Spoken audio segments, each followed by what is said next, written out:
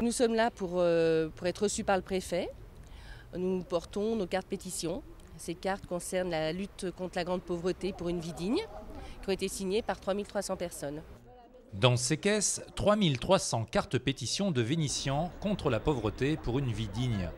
Rassemblés autour de Michel Picard, maire de Vénissieux, les élus communistes et apparentés se sont retrouvés devant la préfecture afin de montrer leur mécontentement.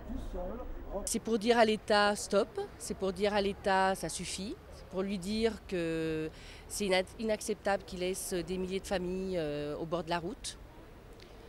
Et puis c'est un acte de résistance, dire qu'on ne baissera pas les bras. Nous demandons que les droits vitaux des personnes soient respectés, les droits fondamentaux qui sont inscrits dans la Constitution, c'est-à-dire le droit au logement, le droit à la santé, le droit au travail, pour justement avoir une vie décente.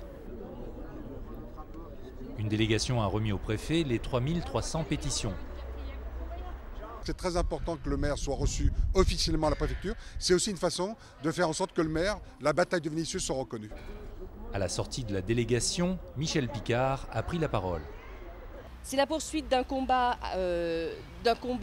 politique depuis des années, qu'André Jorin avait commencé avec des arrêtés contre les expulsions locatives, contre les coupures d'énergie et contre les saisies mobilières.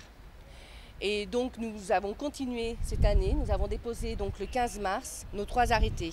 Aujourd'hui, ce qu'a fait le maire en présence d'une délégation avec le sénateur, eh bien, pour nous, c'est un coup d'envoi d'une construction pour créer un mouvement, y compris au niveau de l'agglomération et avec d'autres villes.